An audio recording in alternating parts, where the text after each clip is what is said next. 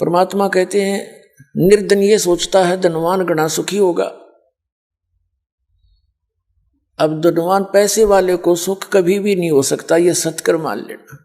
भट्ठी के पास बैठकर ठंड की तलाश करे आदमी, स्वप्न में भी नहीं हो सकता। ये माया तो आग है जीव को फूकने वाली। ये तो परमात्मा के ज्ञान से समझ में आओगी आपके कुछ दिनों में। और जैसे ये दास परमात्मा का विधान आपको बताएगा, इस विधि से आप रहोगे तो यही आग आपके लिए वरदान बनना शुरू हो जाएगी। तो एक तो आग में हाथ देवे जल गया, एक अग्नि से अपना काम लेवे, रोटी बनावे सब्जी बनावे विधिवत।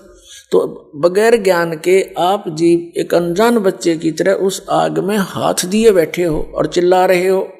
अब कैसे है ये माया आग? आप इन सेठों के निकट जाकर देखना, कभी इनकी हिस्ट्री सुनना।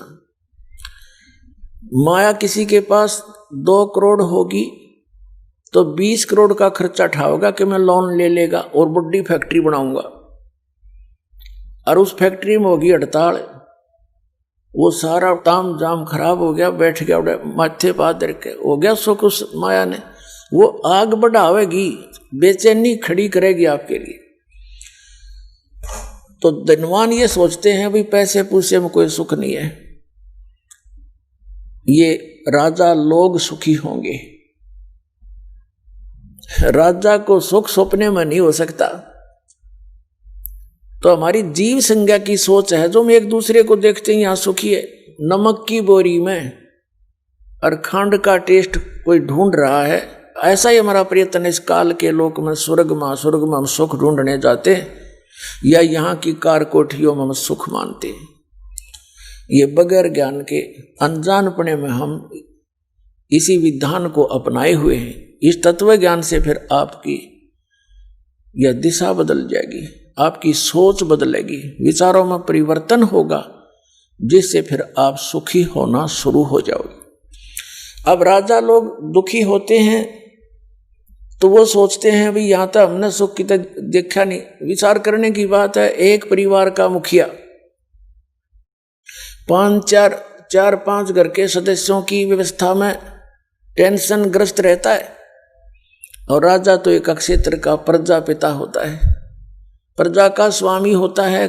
कभी सूखा गिर गया है, कहीं कोई झगड़ा हो गया है, कोई फ्लड आ जाती है, या कोई अन्य किसी कारण से घटना घट जाती है, तो राजा को नींद नहीं आती रात में।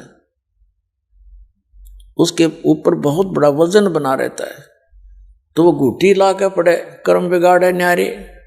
तो ऐसे फिर कहते हैं, राजा सोचता है कि भी स्वर्ग लोक के देवता सुखी होंगे। अब देवताओं से कोई बात करता है, वो कहते हैं भाई इंद्र सुखी है यहाँ का राजा, हमने कोई सुख नहीं। सुख तो वहां हो जहां परमात्मा की प्रेजेंस हो, जहां परमात्मा हो। तो यहां 21 ब्रह्मांड में काल की प्रभुता है, इस काल की व्यवस्था है, तो यहां सुख हो ही नहीं सकता। फिर इंद्र ये सोचता है कि ब्रह्मा विष्णु महेश सुखी होंगे। इंद्र की हिस्ट्री आप पढ़ के देखो, स्वर्ग के राजा की, इन पुराणों के अंदर उसकी कैसी कैसी दुर्गति हुई, कैसे मलिन विचार उन लोगों के। जो बकवाद यहां करने को नहीं मिलती, इनके स्वर्ग में उपलब्ध है, और वो कर्म फोड़ने की है सारी, अपने पुण्य समाप्त करना और पाप के भागी बनना।